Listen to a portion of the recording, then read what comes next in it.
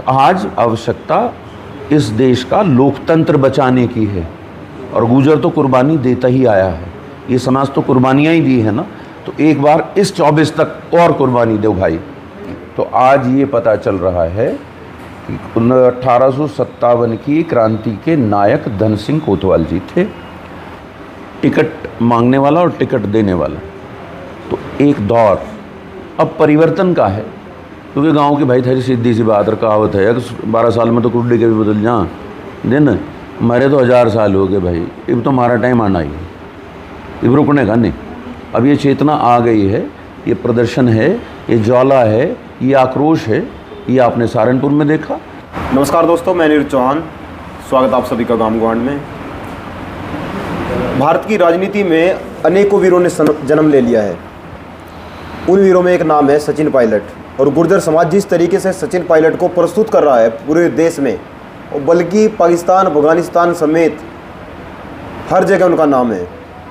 यहाँ गुर्जरों को छोटा सा नाम मिल जाए, उसको इतना बड़ा दिखाने की कोशिश करते हैं, और लेकिन जो बड़ा हो उसके लिए जागना है, ज़रूरी है। एक नाम था धन सिंह कोतवाल, जिन्होंने 1857 की क्रांति की शुरुआत की थी। उस समय वो देश का नेतृत्व कर रहे थे, लेकिन आज देश में गुर्जरों के पास एक भी ऐसा नेता नहीं है जो पूरे देश के गुर्जरों का नेतृत्व कर सके। आज हम बातचीत करने के लिए एडवोकेट प्रदीप वर्मा जी के पास आए हैं, जिन्होंने अभी अभी सहारनपुर से मेयर का चुनाव लड़ा है। आज उनसे बातचीत करेंगे किस तरीके से इस चीज़ को देख रहे हैं और क्या कहना चाहेंगे सचिन पायलट जी के बारे में। नमस्कार जी। अनिरुद्ध भाई, आपको मेरा नमस्कार, और आपके दूर दराज भारत के गांव में बसे ग्रामीण भारतीयों को मेरा बहुत प्यार भरा नमस्कार। जी जी। तो सवाल आपने किया है, अब क्योंकि मैं पॉलिटिकल पार्टी से जुड़ जाता हूँ, एक दौर था सक्रिय राजनीति से अलग पूरी तरह से सिर्फ सामाजिकता के कार्यों में अपने आप को इन्वॉल्व किया, और उन सामाजिकता के कार्यक्रमों में हमने ये देखा कि क्यों बात नहीं सुनी जाती है। जैसा आप कह रहे थे लीडरशिप, तो वहाँ बात आई कि गुर्जरों की बात तो करो, गुर्जरों का नेता कौन है। मैं पॉलिटिक्स में जातिगत आधारित बात करके आप कामयाब हो नहीं सकते, लेकिन आपने सवाल किया तो मैं, क्योंकि अपनी राय बेबाकी से रखता हूँ, तो बेबाकी से रखूँगा। आपने धन सिंह कोतवाल जी का नाम लिया, किताबों में धन सिंह कोतवाल जी नहीं हैं, किताबों में नहीं हैं, किसी कोर्स में नहीं हैं। आज इन पिछले 7-8 सालों में जो ये सामाजिक प्रयास हुए ना, वो कारण है कि समाज शिक्षित हुआ, समाज में राजनीतिक चेतना, अपने सामाजिक चेतना जब आई, तो आज ये पता चल रहा है कि 1857 की क्रांति के नायक धन सिंह कोतवाल जी थे। वरना किताबों में तो आपने मंगल पांडे जी को पढ़ा, और आश्चर्य ये होगा कि अभी भी अभी रेक्टिफिकेशन भी होना है। रेक्टिफिकेशन इसलिए होना है कि मंगल पांडे जी 8 अप्रैल 1857 को फांसी चढ़ा दिए गए थे जी। और रेक्टिफिकेशन इसलिए भी होना है कि जो लिखा गया है कि गाय और सूअर की चारबीके लगे हुए कारतूस थे जिस पे उन्होंने विद्रोह किया है, नहीं। हमने इस दौरान भाई दिवाकर विधूड़ी हैं और दूसरे अलग तमाम तर लोग अलग अलग जगह काम कर रहे हैं, तो कुछ गजेटियर्स को कंपाइल भी किया है, कुछ बुक रेफरेंसेस हैं ब्रिटिश राइटर्स की। वहाँ मंगल पांडे का कन्फेशन है, माफ़ीनामा है मंगल पांडे का कि मुझसे I was drunken, this happen by mistake. और जो दूसरा मैंने आपको कहा कि गाय और सूअर के चर्बी लगे कारतूस की बात करते हैं, तो यार 10 मई 1857 को क्रांति शुरू होती है, अंग्रेज़ों से हथियार लूटे जाते हैं और उन्हीं हथियारों का तो इस्तेमाल होता है। वरना इस 1 महीने में हिंदुस्तान में कौन सी आर्टिलरी या आर्मरी बन गई थी, कहाँ कारतूस बनने लगे थे कि जो गाय और सूअर की चर्बी के कारतूस की बात नहीं। ये सिर्फ धार्मिक उद्वेग, ये एक स्ट्रैटेजिक है, क्योंकि 1857 की क्रांति के पैरेलल उसके बाद ब्रिटिश पार्लियामेंट ने हिंदुस्तान को टेक ओवर किया, उससे पहले ईस्ट इंडिया कंपनी चला रही थे। तो तब यहाँ से जो रिपोर्टिंग हुई ब्रिटिश की संसद में 1857 का गदर गूंजा, पांचली गांव और मेरे तमाम तर बिरादरी के गांव पे तोपों से लगा के, और कोई गांव नहीं है एनसीआर का जहां लाशों के अंबार नहीं लगे हों, तो उसको छुपाने के लिए, दबाने के लिए झूठी रिपोर्ट संघर्ष मेरा, संघर्ष उन बिरादरियों का जिन्हें आज समाज विमुक्त जाति या घुमंतु जाति के नाम से जानता है। कुटुंब उनके कटे हैं और ताम्रपत्र अपनी मर्जी से झूठों ने लिए हैं। तो वो दौर आ गया। आप कहना चाहते हैं कि वो धार्मिक बातें थी, धार्मिक बातें धार्मिकता के कारण देश को तोड़ना चाहते हैं, 1857 की क्रांति को रोकना चाहते थे मंगल वहाँ पांडे। रोकना चाहते थे वो उस, क्योंकि वो योजना बन रही थी, रोटी पे लिख के संदेश जाता था। तो ही हैज़ डन मतलब इमेच्योर स्टेप था वो मंगल पांडे का, वो नायक हो ही नहीं सकते। अब दूसरा सवाल आपने किया था बिरादरी पे, जैसे मैंने कहा था, हर चेतन व्यक्ति को अपने समाज का, अपने कुटुंब का भला सोचना चाहिए। और मेरा समाज जो हजारों वर्षों तक शासन किया, हिंदुस्तान को जिसने बनाया, हमारा शासन वो दौर है, सोने की चिड़िया वो जो सोने की चिड़िया, वो हमारा दौर है। सिर्फ गजनी को कामयाब करने के लिए माउंट आबू में एक यज्ञ होता है और उसमें से चौहान, चलदेल, परमार, सोलंकी अग्निकुंड से पैदा हुए हैं, जो न साइंटिफिकली पॉसिबल नहीं है, बस बंटवारा है। और गजनी को कामयाब करना था और उन लोगों को सत्ता में आना था जो सिर्फ भिक्षांदेही में ही विश्वास रखते थे। तो वो सारा दर्द, तो आप टारगेट ब्राह्मणों पर कर रहे हैं सीधा सीधा। अब देखिए, मैं ब्राह्मण, आपको किसी व्यक्ति का नाम नहीं है ब्राह्मण एक विचारधारा है जो, मतलब वो एक अलग विषय हो जाएगा, उस पर विस्तार से फिर कभी बात करूंगा आपसे, क्योंकि वो वर्ण व्यवस्था कब लागू हुई, मनुस्मृति कब आती है, कब धर्मग्रंथ लिखे जाते हैं, वो अपने आप में तो मतलब बहुत लंबा चैप्टर है। हमारा 1111 साल पहले पैदा हुआ सबसे बड़ा हिंदुस्तान का समाज सुधारक और चिंतक है श्री देवनारायण जी। वो जो उनके देवरे पे 5 ईंटें रखी जाती हैं, वो सिद्धांत प्रतिपादित करता है पंच परमेश्वर का। जो पंचायती व्यवस्था है वो आप ही के एक बुजुर्ग ने, एक पुरखे ने, इतने विजनरी पुरखे ने दी है। सेल्फ हेल्प ग्रुप्स बने देवरे, शिक्षा के द्वार जो बंद थे उन्हें खोला, वहाँ सबको शिक्षा का अधिकार दिया। और छोटी जाति के व्यक्ति उन देवरों में उपासक या पूजक बनाए गए। धर्मांधता से बाहर निकालने की चेष्टा और अपने पुरखों की पूजा के सिद्धांत दिए। और ये 1111 साल पहले, अभी प्रधानमंत्री भी होकर आए ना जी जी। तो अब समाज समझने लगा है कि हमारा योगदान क्या था। अब आता हूँ, और उसके बाद हमारा फिर वो देवराज जी के बाद एक बहुत बड़ी मतलब साजिशन दबाया गया कि ये लोग तो इतने लिबरल हैं कि ये छोटे बड़े का भेदभाव ही नहीं करते, ये तो सर्व समाज का विकास लेके चलते हैं। तो उसके बाद हमारा पतन बहुत सुनियोजित तरीके से किया गया। अब आप देखिए, 75 साल का आज़ाद देश है, दुख नहीं होता कि आज तक कोई गवर्नर नहीं, कैबिनेट में मंत्री नहीं, कोई मुख्यमंत्री नहीं, और इतनी बड़ी कौम, देश के लिए कुर्बान हो जाने वाली कौम कहाँ खड़ी है? मेरे पुरखे धर्मांधता से बाहर ला रहे थे और मेरी युवा पीढ़ी गर्व कर रही है केसरिया पहनने में। अरे धर्म तो मैंने बताया था भाई मेरे, ये कुछ नहीं है, ये डिज़ाइन ऑफ फोर्सेस है। आप फिरकों को अलग करके अपना मत बना के ये दिखाना चाहते हैं कि मेरे मत में इतने सारे लोग, तो वो बिल्कुल गलत है। और आपने बात की थी सचिन पायलट साहब की, सचिन जी का फ़ोन मोरवर निरंजन सिंह जी के हाथ में रहता है, जिस पे व्हाट्सएप चलता है। तो जब मैं सक्रिय राजनीति में नहीं था और ये घटनाक्रम सचिन जी वाला चल रहा है, तो एक हम बिरादर होने के नाते मैंने सलाह भेजी थी कि आपको अलग पार्टी बनानी चाहिए। पर आज अगर सचिन अलग पार्टी बनाने की तरफ रास्ता ढूंढ रहे हैं तो मैं कहूँगा आज गलत है। आज इसलिए गलत है कि आज देश उस दौर में पहुंच गया है कि जहां एक सनकी व्यक्ति सुपोल सा उठा लाया है, राजदंड उठा लाया है। तो आज आवश्यकता इस देश का लोकतंत्र बचाने की है, और गुजर तो कुर्बानी देता ही आया है, ये समाज तो कुर्बानियाँ ही दी है ना। तो एक बार इस 24 तक और कुर्बानी दो भाई। पहले उस व्यक्ति को रोको जो उस देश से जमहूरियत ख़त्म करना चाहता है और दोबारा मोदी जी को रोकना चाहता है। हाँ, मैं बिल्कुल चाहता हूँ कि सिर्फ 36.27 या 37% वोट लेके वो राज करें कुछ प्रदेशों पे भी, और वो राज करें देश पे भी, और विपक्ष अगर एक होने की बात करे तो उसे सोशल मीडिया पे उस पर फिरकी ली जाए। अरे विचारधारा है भाई, ठीक है। अगर हिंदुस्तान का भी कॉन्स्टिट्यूशन उसी तरह से परमिट करता कि बहुत सारी पॉलिटिकल पार्टीज़ नहीं होती तो विपक्ष खुद में एक पार्टी होता ना, ये रिपीट होने के लायक ही नहीं था भाई। आज मुझे आपको हंसी नहीं आती, जो नए संसद भवन के निर्माण पे वो दंडवत प्रणाम, वो जटाओं वाले बाबा और वो डंडा उठा के क्या संदेश देना चाहते हैं मोदी देश को। ऐसे नहीं चलेगा मोदी देश। ये देश गांधी का है और ये देश गांधी का ही रहेगा। तो इसलिए सचिन भाई को मेरा विनम्र आग्रह है, आज कांग्रेस के हाथ मजबूत करें, आज गलत संदेश ना जाने दें। तो आप कांग्रेस में आ गए हैं, बात करेंगे ही। कुछ दिन पहले आपने ही कहा था कि अलग पार्टी बनाओ। नहीं, मैं बोल रहा हूँ ना कि मैं उस समय एक्टिव पॉलिटिक्स से अलग सोशल काम कर रहा था।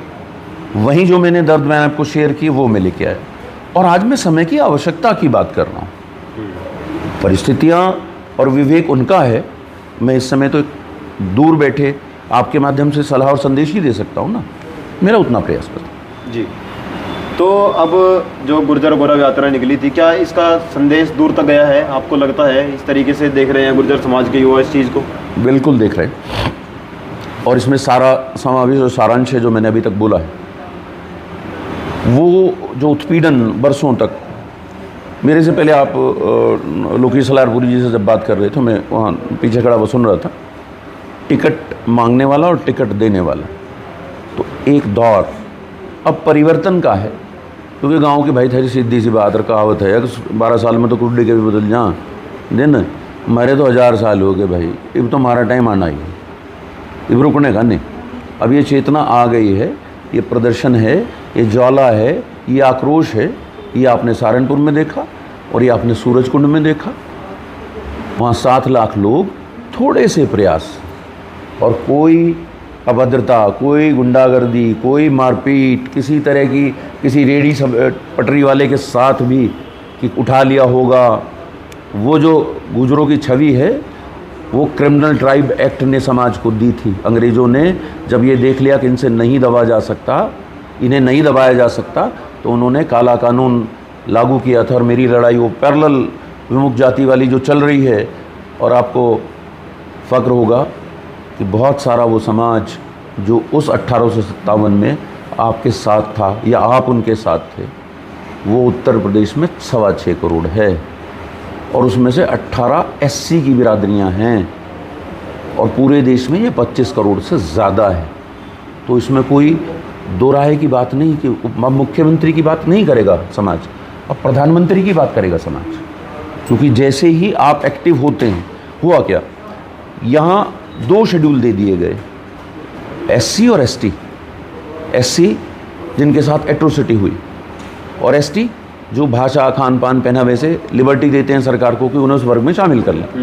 तीसरा था DT, वो कौम जिन्हें अंग्रेज़ों ने 200 साल वो या 100 साल बर्बाद करके रखा, डिनोटिफाइड ट्राइब्स। और उसमें जातियाँ चिन्हित हैं, उसमें जातियाँ डिफाइंड हैं, उसमें कोई दूसरा आ ही नहीं सकता। इस रिजर्वेशन पॉलिसीज़ का डिज़ाइन चेंज हो जाएगा नरेंद्र भाई, अगर बिरादरी को हम अपना संदेश, इस समाज को, विमुक्त जाति, घुमंतु जाति समाज को, बात हम कभी बाद में करेंगे। अब आप जो युवाओं को संदेश देना चाहते हैं, क्या संदेश देंगे? क्योंकि आपने आज प्रेस कॉन्फ्रेंस भी बुलाई, क्या संदेश देंगे आप युवाओं को? खासकर मैं युवाओं को संदेश ये देना चाहता हूँ कि भाई जोश और जज्बा तो कायम रखिए, क्योंकि ये मोमेंट्री नहीं होता है कि वो दूध का उबाल आया और वो नीचे बिखर गया, अब उसको संभालने की आवश्यकता है। अब ये जो धर्मांधता है, इससे बाहर आइए। मैं बार बार समझाने की कोशिश करता हूँ कि जब आपके समाज की बात आदरणीय स्वर्गीय प्रधानमंत्री श्री विश्वनाथ प्रताप सिंह जी ने की थी, मंडल कमीशन लागू किया था, तो एक फोर्स ने पैरेलल कमंडल यात्रा शुरू कर दी थी। 90 के बाद के घटनाक्रम को समझिए, आज के परिदृश्य में आने के लिए यहाँ समझिए कि वो कौन नेता थे जिन्होंने उन फोर्सेस को पहचान कर क्षेत्रीय दल खड़े कर दिए, और जबकि वो समाज का भला देश के स्तर पर कर नहीं सकते थे। वो चाहे समाजवादी पार्टी बनी हो, वो चाहे राष्ट्रीय जनता दल बना हो। जी जी जी। तो वहाँ से आप बाहर निकलिए। और यहाँ देखिए, हम माल रोड पे बैठे हैं, 90 के एनालाइज करिए, नेट से करिए, खबरों से करिए, यहाँ कितने कांवड़ यात्री निकलते थे, वो 1000 की तादाद है, और आज कई करोड़ हैं। और वो कई करोड़ पे हेलीकॉप्टर से फूल बरसाया जाता है, पूरा अखंड पाखंड ड्रामा सब कुछ होता है। ये सारे भंडारे, कीर्तन, जगराते, ज्योत यात्रा, ये धम धम करके दूसरे का दिल पे जोर पड़ता है, उन चीज़ों से बाहर आइए। ओलंपिक में मेडल की तैयारी करो बच्चों। 151 किलो की कांवड़ ला के अपनी दही मत तोड़ो, अपने टेंडन्स मत तोड़वाओ। तो समाज उस अंध धार्मिकता से बाहर आए।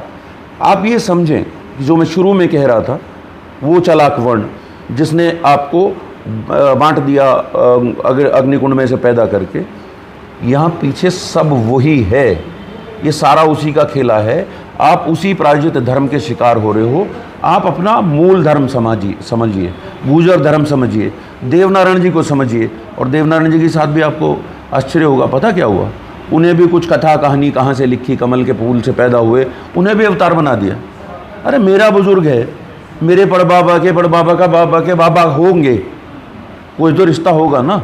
तो आदमी है इस दुनिया का, अवतार नहीं है। वो पूजा करने लायक की बात नहीं है। उनके तो विचारों को अडॉप्ट करिए। कैसे सामाजिक समरसता का सिद्धांत दिया, कैसे छोटे बड़े की बात को का भेद खत्म करने का विचार श्री देवनारायण जी ने दिया। तो हमारा धर्म, हमारे आदर्श, हमारे पूजनीय, हमारा तो सिद्धांत ही बिल्कुल अलग है भाई। हम तो कबीलाई संस्कृति के लोग हैं। इस आधुनिकीकरण की पूजा भक्ति भाव से हमारा कोई दूर दूर तक लेना देना नहीं। जी, बहुत बहुत धन्यवाद, आपने हमें समय दिया। और जो गुर्जर युवा है उसको इस तरफ ध्यान देना चाहिए। खासकर जो भाई साहब ने बताया, जब तक पूरी किसान कबीलाई कौम मिलजुल कर आपस में बातचीत नहीं करेगी, बैठेगी नहीं, रोटी बेटी का व्यवहार नहीं करेगी, तब तक। और सबसे बड़ी बात इसमें, किताबों का सहारा आपको लेना पड़ेगा। आप झट से गूगल कर लेते हैं, जब आपसे व्हाट्सएप पे कुछ पूछा जाता है, जब आपसे कुछ फेसबुक पर पूछा जाता है, तब आप व्हाट्सएप कर लेते हैं। ये अच्छा नहीं है। ज़रूरत है आज किताबों को पढ़ने की। बहुत सारे युवाओं से मैंने बात की, किसी के घर में भी भगत सिंह की कोई किताब नहीं है। भगत सिंह को मानते हैं लेकिन गांधी को गाली देते हैं, ये भी समझ में नहीं आया। किसी और को गाली देना, जो आज के प्रधानमंत्री, हमारे देश के प्रधानमंत्री है माननीय श्री नरेंद्र मोदी जी, उनको गाली देना गलत है, लेकिन नेहरू को गाली देना ठीक है। ये पता नहीं ये आइडियोलॉजी कब से पैदा हुई देश में। तो आज ज़रूरत है पढ़ने की। अगर आपको नेहरू को समझना है तो डिस्कवरी ऑफ इंडिया पढ़िए, भारत एक खोज। अगर आपको गांधी को पढ़ना है तो सत्य के साथ मेरे प्रयोग, और भगत सिंह को पढ़ना है तो मैं नास्तिक क्यों हूँ। जिस दिन आप इन तीनों किताबों को पढ़ लेंगे, आपको जरूरत पड़ेगी नई किताबें पढ़ने की। आप समझेंगे आज देश में चल क्या रहा है और कैसे नास्तिक हो गए भगत सिंह। इस चीज़ को समझने की ज़रूरत है। वो 19 से 23 साल तक लड़ते रहे, और 19 से 23 तक जो उन्होंने पढ़ा उसी को उन्होंने बताया। इसलिए नास्तिक हुआ हूँ मैं। तो ये ज़रूरत है आज के युवाओं को समझने की, आज के युवाओं को जागने की, और आज के युवाओं को जगाने की। अनिरुद्ध भाई, आपने क्योंकि तार वीणा के कुछ अलग अंदाज के भी छेड़ दिए हैं, तो कुछ अधूरी बात रहेगी जिसे मैं ज़रूर पूरा करना चाहूँ। आपने बात की नेट की, व्हाट्सएप की। नेट तो ज्ञान का भंडार है अगर इस्तेमाल करना जानना चाहते हैं। लेकिन यहाँ जो दिमाग को कुंद कर रही है मेरे युवा समाज के या सभी बिरादरी, वो यंत्र है। इस यंत्र में एक व्हाट्सएप यूनिवर्सिटी चलती है। मैं एक मिसाल के तौर पे बताता हूँ। इस पे एक मैसेज आएगा, उस पर केसरिया झंडा होगा, उस पर हिंदू लिखा होगा या ओम लिखा होगा। अब हिंदू शब्द को फिर से आप एक अलग इंटरव्यू का सब्जेक्ट मिल जाएगा। और उसके नीचे आएगा कि सनातन भारत में 7,32,000 गुरुकुल थे। मैं यार उनसे पूछता हूँ, लेकिन हाँ, उससे पहले समझिए कि वो जो पर्पज़ था जिसलिए वो मैसेज क्रिएट किया गया था, जैसे ही वो इनके पास पहुँचता है, धर्मांध बच्चों के पास, तो ये तुरंत उसे फैच करते हैं। मल्टीपल शेयरिंग होता है और उसके नीचे जय श्री राम, ये वो, मार देंगे, काट देंगे, मतलब एक हिंसात्मक संदेश उससे प्रचारित होने लगता। मैं उन बच्चों से पूछता हूँ, भाई मेरे छोटे भाइयों, बच्चों और युवाओं और बुजुर्गों भी अगर भ्रमित हो तो ये कब था सनातन? हैं जी, बहुत पहले था। मैंने कहा यार कुछ कालखंड, कुछ बात तो करो। तो जी नहीं, बहुत पहले तक। चलो मैं इनका हिंट देता हूँ। 100 साल अंग्रेज़ों की गुलामी के, 100 साल अंग्रेज़ों से आज़ाद हुए, 200 साल गुलामी के, और 800 साल मुगलों गुलामी के। तो उससे पहले रहा हुआ है सनातन। अब दूसरा सवाल पूछता हूँ कि भाई 1100 साल पहले कितनी आबादी थी? अजी वो तो पता नहीं। तो मैंने यार तूने बिना पता किए ये फॉरवर्ड क्यों किया? मेरा सवाल जायज़ है। अब मैं उसमें भी तुम्हें हिंट देता हूँ बेटा, कि जो हिंदुस्तान, पाकिस्तान, बांग्लादेश को मिला के इकट्ठा भूभाग था, इसकी 1947 में आबादी 32 करोड़ थी। तो 1000 साल पहले अगर आबादी का अनुमान लगाओगे तो ये 5-1 करोड़ आएगी। और ये 7,32,000 का जो व्हाट्सएप यूनिवर्सिटी का ज्ञान है, इसको गुणा भाग कर लो, थोड़ा सा ही तर्क लगाना पड़ता तो पता लगेगा उस कई एक गांव में कई 100 गुरुकुल हो जाएंगे। और ये करते क्या थे गुरुकुल? क्यों? क्योंकि जो वर्णवादी व्यवस्था है उसमें तो पढ़ने का अधिकार सिर्फ ब्राह्मण को है और किसी को शिक्षा का अधिकार था ही नहीं, तो गुरुकुल शिक्षा तो देते ही नहीं थे। गुरुकुल तो उस समय के जो परंपरागत हथियार थे, लठ, तलवार, तीर कमान, गदा और भाला, ये चलाने के ट्रेनिंग सेंटर थे, जो आज तालिबान चला रहा है। अपने बच्चों को जो तालिबान बर्बाद हुआ, तो हमें बर्बादी की तरफ नहीं जाना है, हमें धार्मिक नहीं होना है तो आध्यात्मिक होइए, प्रभु से बात यहाँ करिए। प्रभु किसी मंदिर मस्जिद में नहीं है, किसी गुरुद्वारे में नहीं है, वो स्कूल सेंटर्स हैं, वहाँ से कुछ क्लास मिलती है।